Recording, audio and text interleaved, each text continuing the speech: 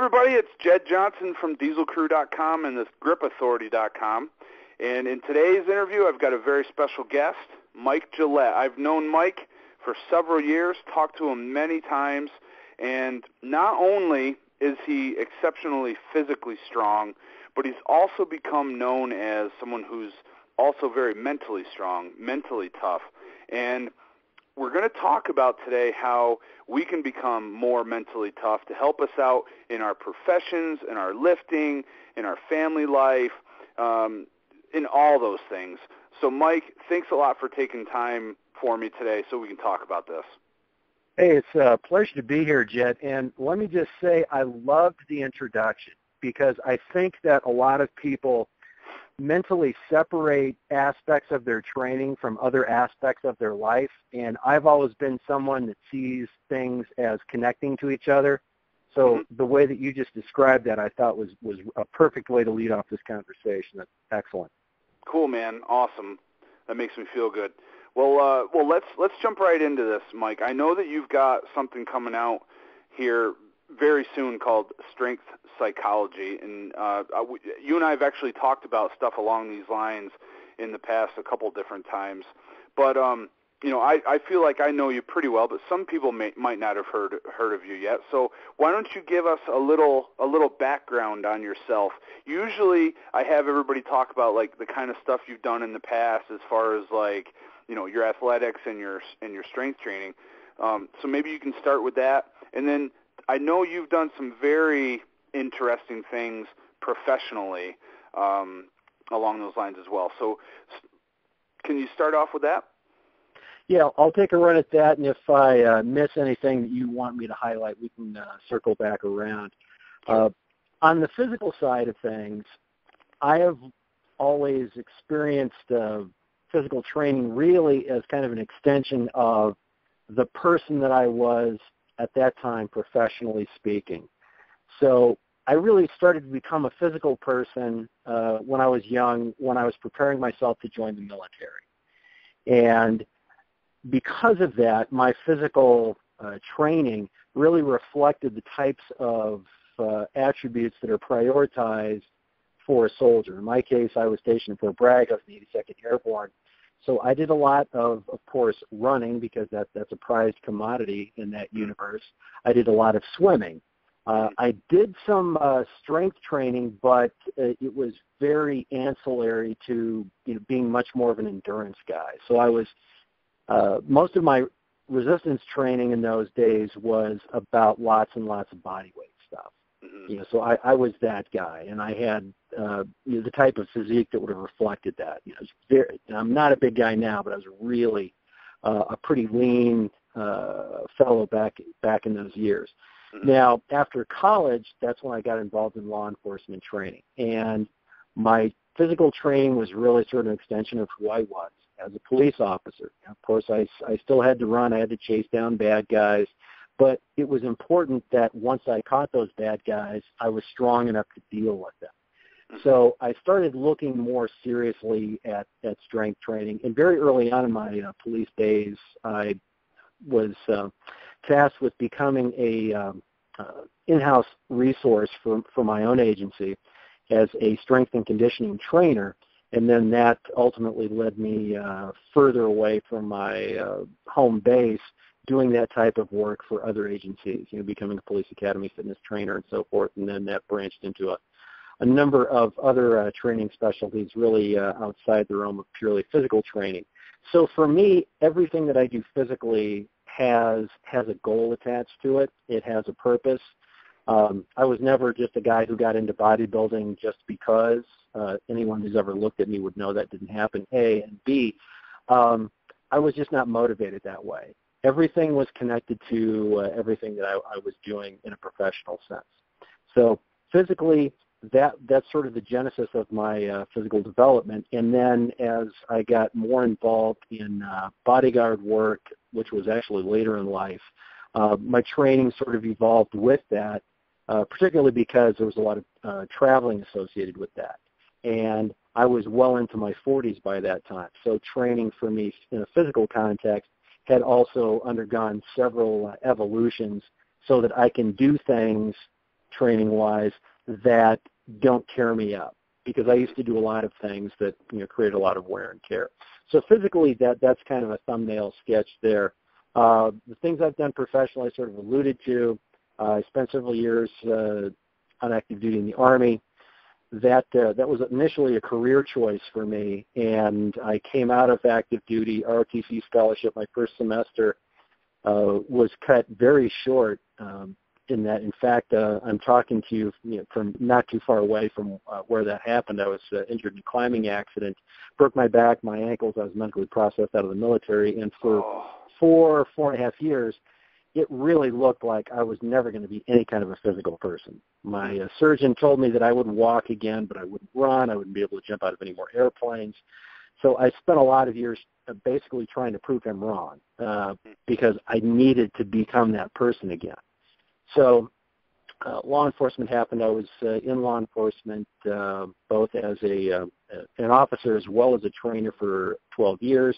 Left that in 2001 and was fully engaged in training on a full-time basis ever since, and did a lot of projects that were Homeland Security related, all having much to do with 9/11 and some of the things that sort of changed and were reprioritized subsequent to that. And then that kind of dovetailed into some relationships, which led to 5 years of bodyguard work while I was based in Las Vegas. And then the last couple of years, I've really stepped away from all of that because I had some things that I wanted to accomplish having to do with training people both physically as well as mentally. And that's what I've really prioritized of late, is working with people specifically on the mental side of what it is they do, whether that is as an athlete, as an armed professional, or just for personal development. Wow, that's pretty cool, man. So often you hear about someone who becomes, a trainer or strength coach, and that's all they ever do. They get maybe a few more certifications, but they never really branch out into anything different. To hear you talk about your background, man, it's just so unheard of that someone would be involved in so many different things. It sounds like you've lived like a fairly exciting life. It's definitely had its moments, Jed. Yeah. So you talked about your bodyguarding. I mean, who did you act as a bodyguard for? Like, are there any people that like we would recognize their names? You'd recognize all of them, but I can only mention of just a couple of them because most of our long-term clients, those services are all covered under non-disclosure agreements. Okay. But those were people that were primarily in the tech industry. Okay. People that I did, occasional work for or one-off work for would be more like on the entertainment side. Our company didn't do a lot of that type of work. Those folks tend to be a little more of a challenge in a security context because part of who they are, part of their brand is being publicly accessible, and it can be very tricky finding the right mix of sort of security posture versus accessibility. But people like Garth Brooks, Will.i.am from the Black Eyed Peas, Sylvester Stallone, Vince McMahon, the wrestling billionaire. Vince would be McMahon. Some people, yeah. Nice. There's a name I definitely recognize. It's funny. I'll throw a name out, and there's always one name that somebody just like, Garth Brooks, he's my favorite, whatever. Yeah. That's yeah. But interesting. But again, those were not long-term clients. The people I work with a great deal are folks we can't discuss, but they're not the types of people that folks get as excited about anyway because they weren't in the movies or they're not singers and that kind of thing. Yeah, I gotcha. Well, it's hey, you bodyguarded for Sylvester Stallone. I mean, that's got to be proof right there that you know what you're doing. And I just want to say, Mike is being very modest. He hasn't spoken too much about his physique, but I've seen some pictures where he looks pretty darn chiseled to me, paper-thin skin, veins popping out everywhere. So he's definitely got some physical. Those are my pictures? Absolutely. I know they're your pictures, man. Especially when you're bending those steel bars, scrolling bars into hoops and everything like that, man. Looking good, man. What you're doing's working. Let's put it that way. Any of that is just a byproduct. You know, okay, guys like you and me I think we've got some pretty specific objectives, and that leads to, you know, physical outcomes that they're just sort of ancillary, you know, to the bigger picture. Right. Well, I'll tell you what, man. You've led an awesome life. I mean, you've done some awesome things. You've come back from, you know, terrible injuries. I mean, you said you broke all these bones and got torn up from a fall from height. You know, most people that I know, or, you know, I'm assuming here, of course, but most people that I know, if they were faced with an injury like that, they would probably just crumble. You know, they would, you know, a lot of people these days, they quit easily, they won't go all the way, they won't commit to something. Why do you think that is? Why are people so quick to just, you know, check out a life like that? Well, I think it's probably cultural as much as anything. I think that as cool as things are right now in terms of all of the information we have access to via technology, we're also extremely comfortable. And because we're very comfortable physically, and we don't really have to do much more than push a button if we need to know the answer to a question, I don't think people are accustomed to working for things, whether that's, you know, difficult, prolonged mental work or physical work. And most of those require a combination of both. I think that you don't see kids putting in the time learning musical instruments like you used to. You don't see kids participating in sports like you used to, just because those things can be hard. And I don't think we, I'll just speak for our country, I don't think we do difficult as well as we used to. I think that when you stop making hard work something noble, when you make it a drudgery, you know, it almost goes back to things like, hey, work smarter, not harder. Now, I know what that means, but it's almost as though if you work hard, you must not be slick. You haven't figured out a hack around that, you know, particular bit of effort. So when we don't work hard, you know, everything in the mind and the body in Mike Gillette's kind of worldview is the same. It's all connected. So mental drudgery is no different than physical drudgery. It just manifests in different parts of the body. So I think that we're not prizing those qualities. We're not prioritizing those qualities. We're doing what we can, and that's not necessarily intentional all the time, but I think we're doing what we can to get out of hard work, to get away from doing things that are difficult. So the end result is, when you are confronted with something that is difficult or a disappointment, you don't have the requisite coping skills. You haven't handled this before, and it becomes disproportionately unpleasant, and I think that's just the reason that people to give up. Well, I'm just not going to do that. That's hard. Right. You know, a lot of people look at your TV reality shows, you know, the contest-based shows. You know, people will show up on these shows and they can't dance, they can't sing, they can't do whatever it is that show is supposedly about. But they'll still cry. They'll still say, oh, but this is my life. This is my dream. Well, you didn't put in the work. You can't be this thing if you don't put in the work. And I think that if we just look around, you know, whether it's entertainment or sports or in schools, we see lots and lots of examples of people who just are not able to push themselves. And if you try to push younger people, because it starts when we're young and then manifests more when we're older, you know, teachers have to lay off kids because if they don't do well, then they feel bad about themselves. Parents are perpetually told you, don't have your expectations too high, and it's like, okay, great. So now we're this culture of mediocrity, right, and right. I don't think that's what we wanted when we started down this road. Yeah, yeah. That's the culture of mediocrity. It's so.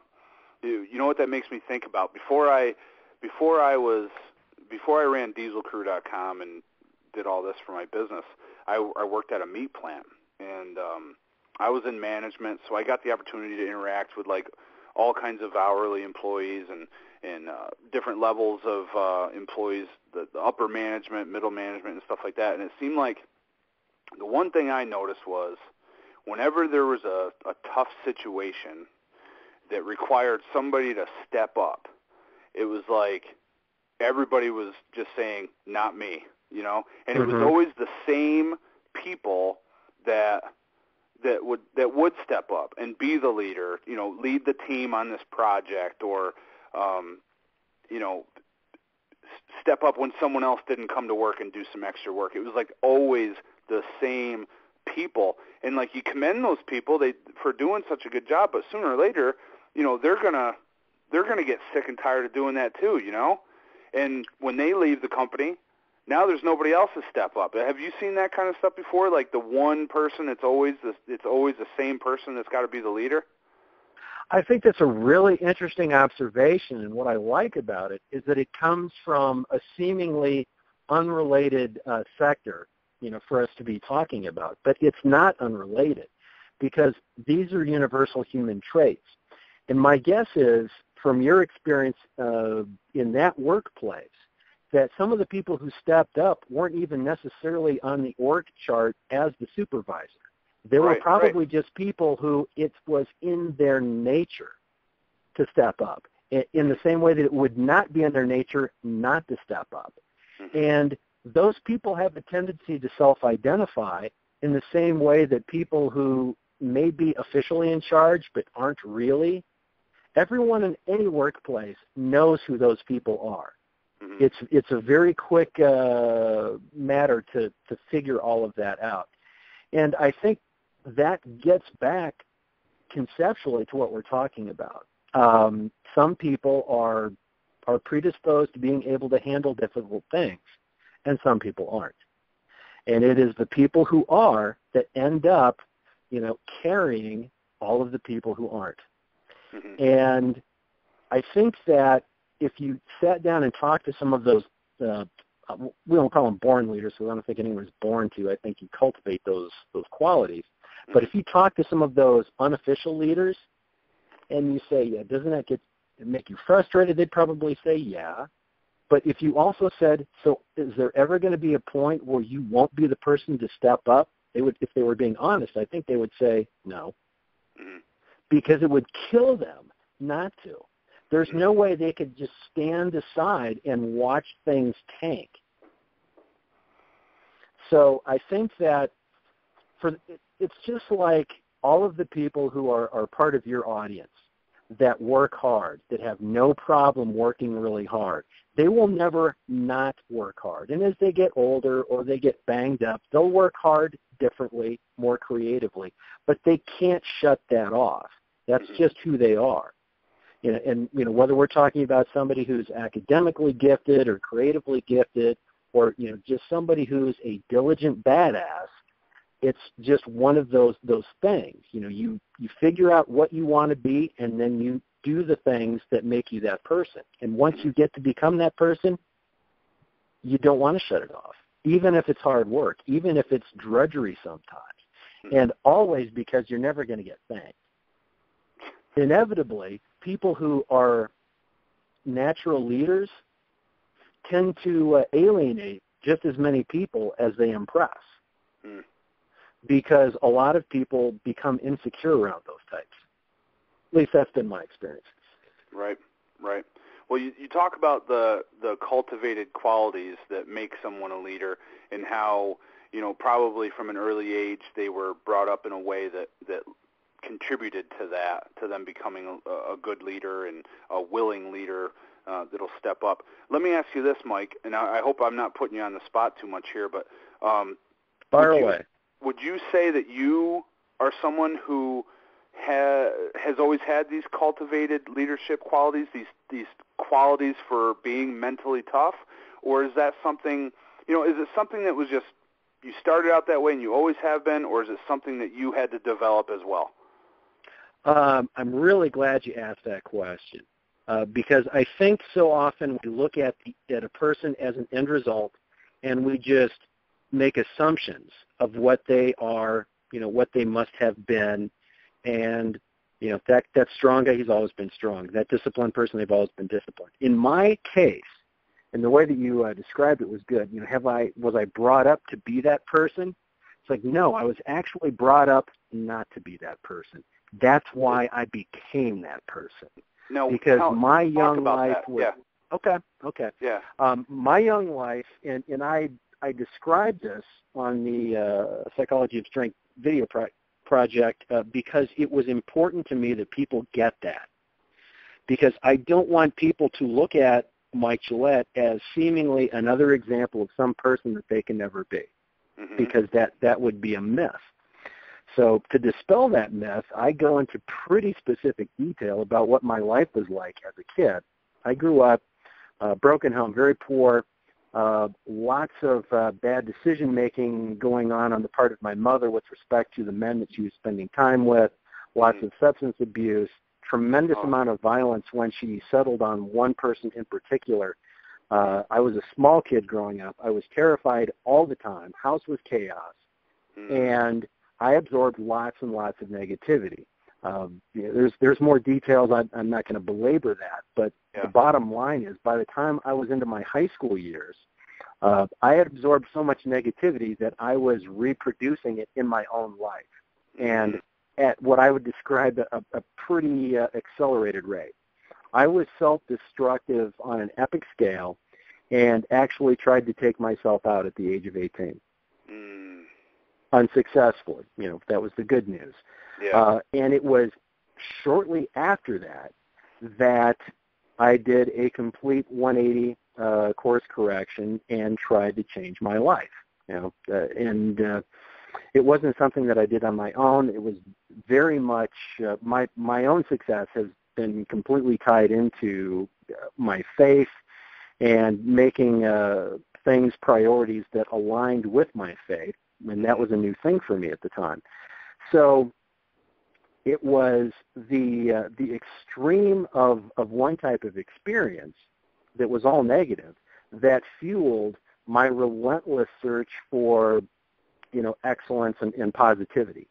And when I was able to kind of get to the point that I am now, instead of just sort of basking in how wonderful I am, because I think there was a period of my younger life when it really was sort of about, look at all these things, I've got all these certifications, I'm doing, all of these projects for all of these, significant organizations and so on and so forth.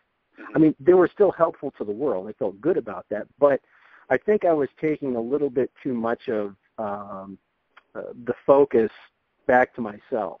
And I find that I'm happiest when I'm not focused on myself, when I'm focused on helping other people and trying to make the world a better place. So that's really where my head is at. Now, do I accomplish that all the time? Absolutely not. I get tired and frustrated and self-centered and petty, as much as any person. But I try to be aware of those moments and sort of get myself recalibrated and back on track. Yeah. So the long answer to your very brief question is, my life and the way that I was raised had everything to do with how I am now, but not in the way that a lot of people might expect. Yeah. Well, I thank you for sharing those details, man. I had absolutely no idea that you went through that kind of stuff as a child. So thank you for sharing that with me and the people listening to this call. Well, that's my pleasure. The backstory is the point, because otherwise, it's like if I'm a small, scared kid, if I was me, 40-some years ago, sitting in school, and a motivational speaker came to my school, and he did feats of strength like you do, and he was a big, pumped-up guy like you, I don't know that I would find that person relatable. I would like it. I would think it's cool. But the important thing for me is now that I'm in a position where I'm not in the security field, and I had to hold a lot of the personal details of my life very close to the vest for many, many years. I don't have to do that now.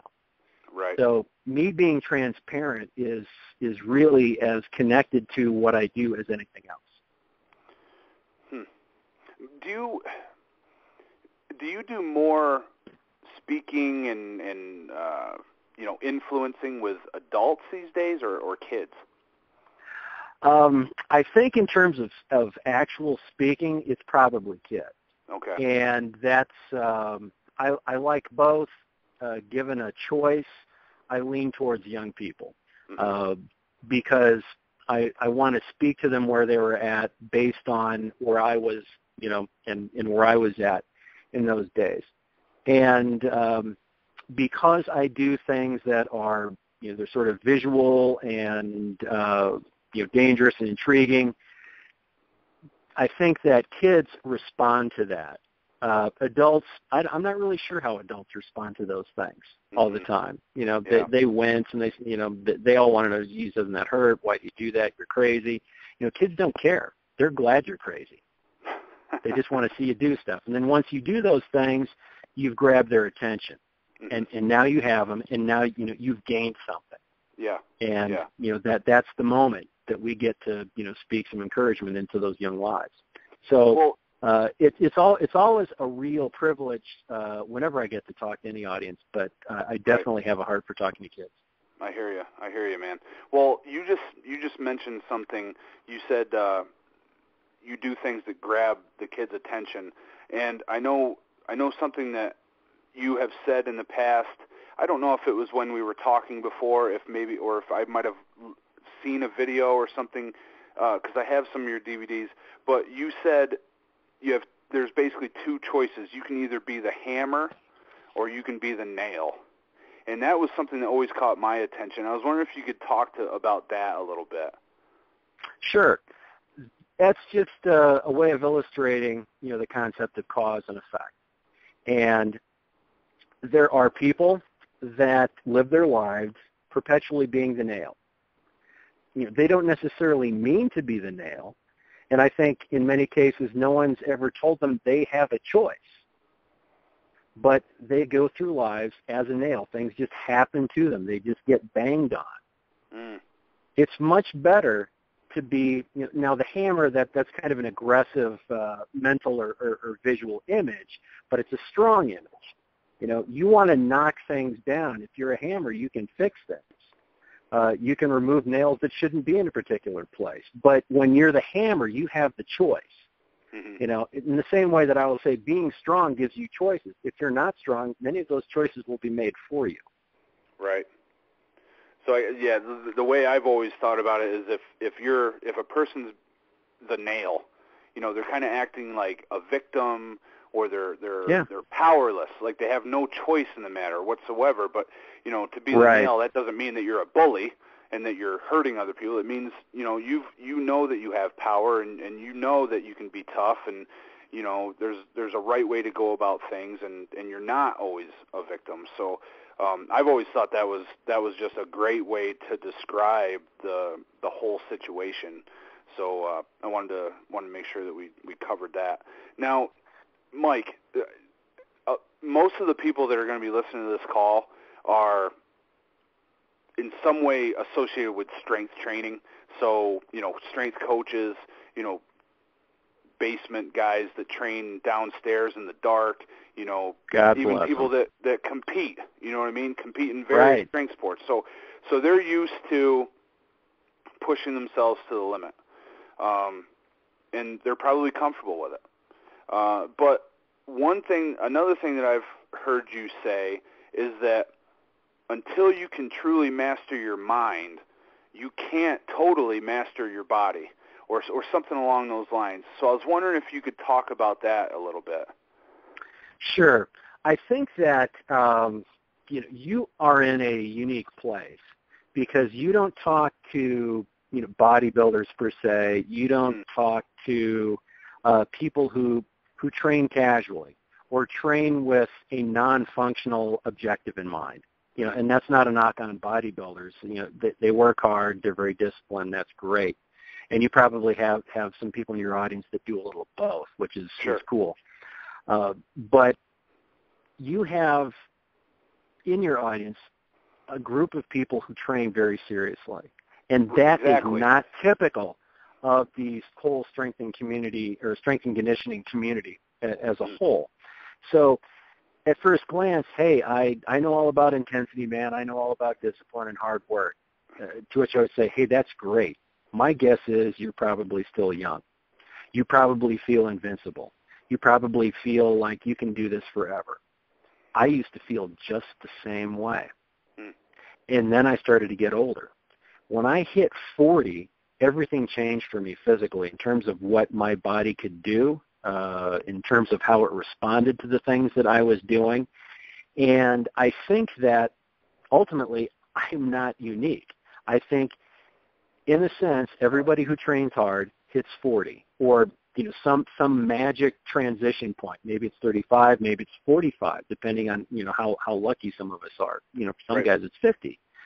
But there comes that point, and you know who I'm talking about because you know guys that used to train really hard, and maybe they were really exceptional athletes, maybe they played D1 sports, something like that, and then you run into them, and they're 40, 45 years old, and it's evident that something's different. And the thing that's different is they quit. They are no longer that person. No, we all age, but I'm talking about all of the guys that just something happens, they stop training. Right. The people who train hard now, who don't stop training, are the people who understand mastering the mind.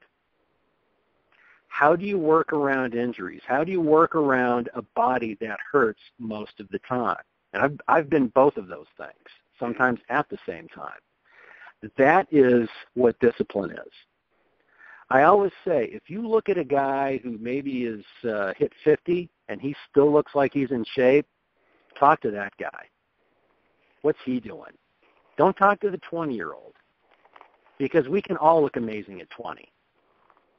And we can get away with a lot at 20. But as we get older, and I'm speaking from experience as well as having talked to a lot of people who train old. In fact, I just had coffee 2 days ago with Dennis Rogers. I know a lot of your audience knows who that is. Yeah. There's a guy who at his, at 60 years old can still do stuff that, a lot of the 20-somethings would dream of being able to do. So talk to people like that. Those are people who really understand how to keep the mind engaged because the body won't do anything unless the mind tells it to.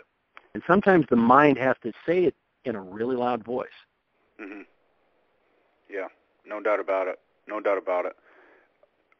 So you keep talking about how we've got to, in order to get through what we're facing in the later ages with the, physical changes, which are definitely a reality. I know for me, because of stuff that I did when I was younger, played baseball for 15 years, right shoulder is questionable all the time, so it's catching up with me. So how can we, I guess if we want to beat this curve, and we're younger, let's say we're younger than that 35 to 45 year old period where usually this stuff sits in. How can we beat that curve now? And it sounds to me like it's incredibly dependent on being tougher mentally. So how can we start becoming tougher now when we're still in our 20s, still in our 30s, and things along those lines? Well, I'll come at it like this. We talked a moment ago about, hey, was I always tough, or was there a catalyst for that? Now, a lot of people say, gee, Mike, you're really tough. And I'll say, well, why do you say that? Because I'm always curious. Because people pick up on different things. And sometimes it's superficial stuff, and sometimes it's just the way that people perceive you. It gets back to like that leader thing. People just have certain perceptions about certain people. And when people say, hey, Mike, you seem really tough, did you work at being tough? Was that a conscious process for you? And some people are surprised by this, but if I'm being honest, I never thought about it. Mm-hmm. The toughness, I'm not denying it, but the toughness is a byproduct for me. Everything that I went after required lots of focus. It required getting comfortable with being physically uncomfortable, mentally uncomfortable, sometimes frightened. So it was all about having goals. I was always working on a goal. I'm still working on goals. Mm-hmm. And in my opinion, getting back to your question, what does a younger guy who's training hard, how do they start cultivating those habits? Mm-hmm. By making the goal the goal.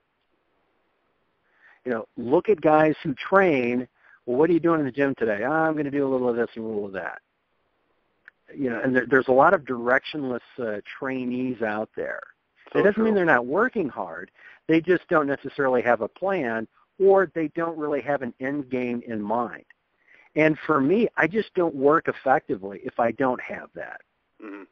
So if you went back through my life history at any given point, it's okay, at 26, what was your goal? I'd be able to click them off because I remember every one of them. And as I hit each one, I found a new one. Or I would get to a point and the goal wasn't quite as compelling as I thought it was going to be, and I would just adjust course. So toughness, can you focus on that? Yeah, absolutely. But toughness without anything attached to it, to me, is not one of my goals. The discipline, the mental toughness, the focus, all has to do with wanting to do other things.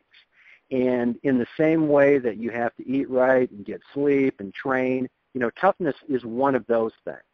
It is it's an attribute that you lay on top of all of the other steps that you're taking. As you sort of build your system, as you build your method for becoming the person you want to be. Does that make sense? Yeah, it does. It really does. It's interesting to hear you talk about it, man, because you can just tell that you're this isn't just a new thing for you. You didn't just decide to put out a product called Strength Psychology the other day. You know what I mean? You can tell that you've been doing this for a long time. You've worked with people for years, and it's really cool. What are we going to learn about when we pick this thing up, man? What are we going to find when we start delving into strength psychology?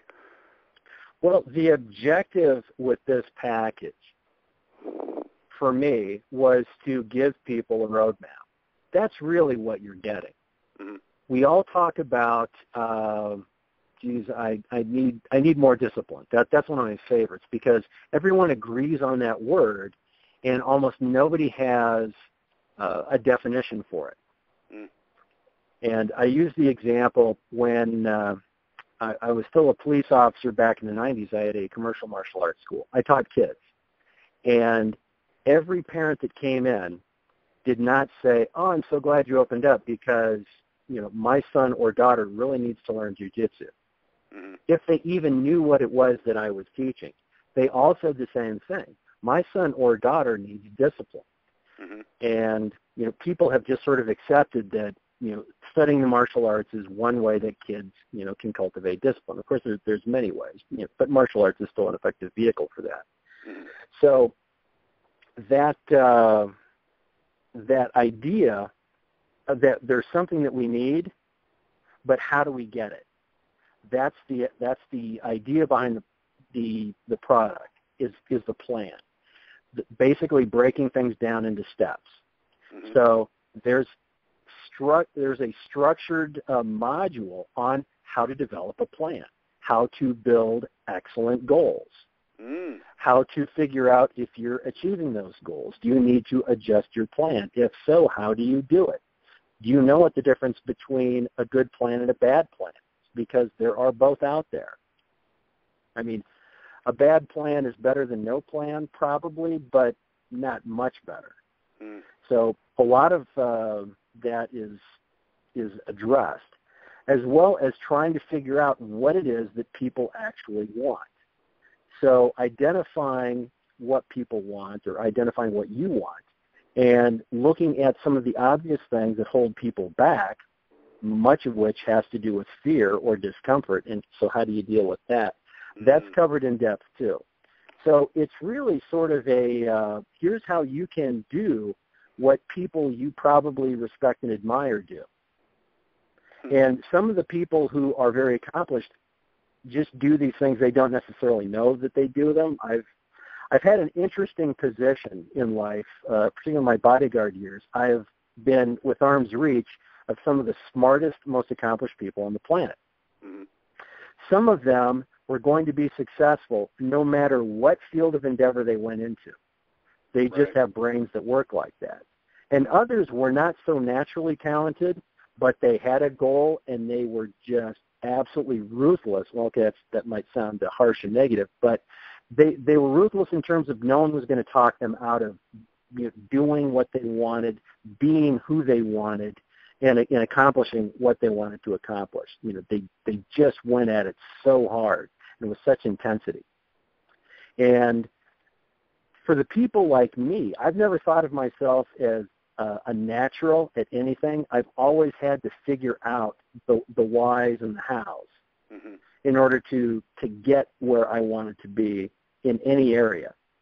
So the Psychology of Strength program is really about the hows and the whys, because we all know where we want to go. We want to, we want more, we want better, we want faster, stronger, whatever that is. But how do you get there? Mm-hmm. This is the how you get there. Nice. From somebody who's got there over and over in a lot of different areas in life. Right. Exactly. So is there a little, just a little slice of the program that you can give us as an example of something that we can do to help us become mentally tougher, to be able to face situations that we need to and meet challenges? Absolutely. I tell you what, Ted, let me share something that isn't even on the program. This is like a bonus. Okay. On the program, you've got lots and lots of video. It's just basically like me telling you the important points are in graphics. There's also a workbook. So whether you get the digital version of the workbook or the physical workbook, it summarizes a lot of key points, and particularly as it relates to mental toughness. But then there are several exercises laid out. Okay. And think of them as the mental equivalent of going into the gym and in training. Mm-hmm. Because the way that we get good at concentrating, focusing, relaxing, whatever those skills are, is by practice. Mm-hmm. So here's an exercise that a lot of people get a lot out of. It's also kind of a fun thing to do, and you can repeat it different ways, and those different ways will be clear once I describe it. So the first thing that I want everyone in your audience to do is pick one person. Pick a person that they want to emulate. Could be a scientist, an athlete, whatever makes sense for them. Mm-hmm. Someone who has qualities that, man, if only I was more like this person. So pick that person. Yep. And then we'll keep it simple. We'll break it into three areas. Number one, what is that person like? Now, if you don't know the person, you're just kind of making assumptions, but that's fine. This works whether you know the person or not, and whether you believe this sort of mental training works or not, it still works. That's what's cool about it. So figure out what are they like. Describe 5 different aspects of what you think that person is like. Just qualities about them. You can be more, but at least 5. Mm-hmm. Number 2, how does this person think? Now, again, you're making assumptions. These are based on your perceptions. Now, let's say it's a baseball pitcher. What do you think goes through that person's head just based on watching them pitch successfully in Major League Ball over a period of several years? How do they think? Or what does it look like they're thinking as they're thinking? And then break down 5 aspects, 5 things. And then the last one is a little more global. What do they do that makes them them?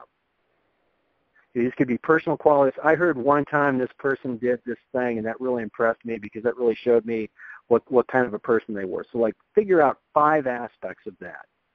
So right now we've got 15 different qualities. What do they like? How do they think? And what is unique to them that makes them them? Mm-hmm. So now take those 15 things, write them down, and each one of those, write down how you are going to take one of those qualities and implement it into your life. Now, life is context, okay? If one of the things I like about this pitcher is his fastball, that's a little specific. That's not really translatable. So if you ended up with one of those, go back and change it to something that makes sense, that would communicate or translate from what they are, who they are, to you. Does that make sense? Yes. Yes. And so then so we're going to start with 5. Are we going to just choose one, or are we going to try to apply each one of those? Each one. Okay. Okay. So we've got 3 broad categories, and then we've got 5 for each category. It's going to give us 15. Right. Then we look at those 15. We're going to write out how we're going to start making each one of those 15 show up in our own lives, in our own thought processes. Now, some of them will plug in more easily and more logically than others. That's okay. That's life. But if you end up with 5 things that consistently, throughout the week, you keep coming back up, there it is again. There was another opportunity to be more like this, or to think more like that, or to do more of this. Mm-hmm. Obviously, things are going to be improving. Things are going to change in a positive way. Right. Now, this is a simplified version of a much more complex process, but a lot of these things don't have to be complex in order to be productive. So a lot of the drills or exercises that are in the Psychology Strength program are very simple. In fact, they're so simple, I think a lot of people would probably be prone to kind of, I'll get to that at some point. Like, don't think that way. I mean, what we do in the gym is a simple thing, squats, we're pressing, we're doing things. Nobody questions the efficacy of those exercises. And we know that we need to do them. We need to refine them and be consistent in applying them. Mental training is no different, Jed. It's the same thing. It's interesting. That's a very good way to put it. There's not really that much difference to it. I mean, true, in the gym we're working with barbells and dumbbells, and here with this exercise you just gave us, we're working with a pen and paper. So it's different in that sense. But yeah, you've still got to do the stuff. Right. So you can't just buy the squat bar and grow big legs and a strong back. You've got to you can't get a DVD or a book and get anything out of it if you don't build whatever that information is into your own life. Yeah. So I got one more question, Mike. Okay. All right, and like, for real, man, like, is it true what I heard that you guys are going to be opening up this product for just $99? That is correct. Because the reason, I mean, I think you guys are insane, because I've spent like 2.5, 3 times that much just for like a day seminar, and I didn't get to talk to the guy. I got no notes unless I took them, you know what I mean? No materials. So, like, I mean, that is a honestly tremendous price in order to get something like this from someone who obviously knows what they're talking about, like yourself. Well, I appreciate that. The as far as the business acumen that drives those decisions, the guys at Critical Bench are extremely experienced, and I believe in their judgment, but I had some priorities, and my priorities had to do with how are we going to present this material, because we had all kinds of different ideas kicked around. And what I wanted was to do what I would want or how I would learn best from, which is to sit down with somebody. So we tried to recreate that dynamic as best we could. Now, we needed to have, some way of documenting, the high points and so forth. That's what the workbook is all about.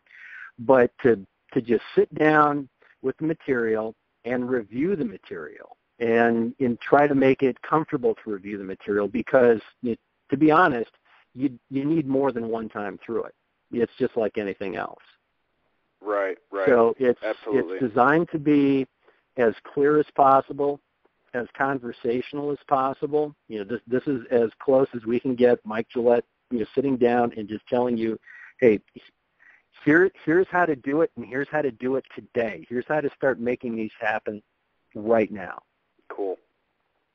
Well, and hopefully it's priced in a way that we put it into the reach of as many people as possible.